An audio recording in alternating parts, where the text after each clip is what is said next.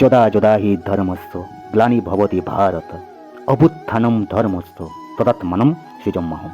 আজ শ্রীমদ্ ভগবদ্গীতার 4 নম্বর অধ্যায়ের 7 নম্বর শ্লোকটি নিয়ে কিছু কথা বলবো। সময়টি ছিল কুরুক্ষেত্রের যুদ্ধের সময়। এই রণক্ষেত্রে দুদিকে দাঁড়িয়ে আছে, একদিকে পাণ্ডবেরা, অন্যদিকে কৌরবেরা। অর্জুন তখন রথে বসে আছেন, আর সেই রথের চালক হলেন স্বয়ং শ্রীকৃষ্ণ।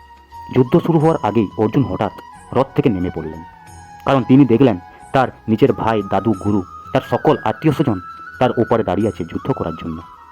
অর্জুনের মন ভেঙে যায়, তার হাতে ধনুক তীর কাঁপতে থাকে। সে কৃষ্ণকে বলে, আমি এদের উপর অস্ত্র তুলতে পারবো না, আমি যুদ্ধ করব না, এটাই অন্যায় মনে হচ্ছে।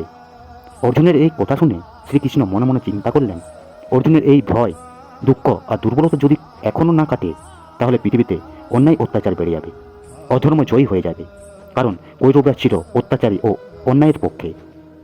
ঠিক তখনই শ্রীকৃষ্ণ অর্জুনকে বলতে শুরু করলেন ওই প্রায়জয়ী ঐতিহাসিক শ্রীমদ্ ভগবদ্গীতার শ্লোক, যদা যদা হি ধর্মস্য গ্লানি ভবতি ভারত অভ্যুত্থানম ধর্মস্য তদাত্মানম সৃজম্যহম। অর্থাৎ, হে ভারত, মানে হে অর্জুন, যখনই পৃথিবীতে ধর্ম কমে যায় এবং অধর্ম বেড়ে যায়, তখন আমি নিজেকে অবতীর্ণ করি, জগতে নিজ রূপে প্রকাশিত হই।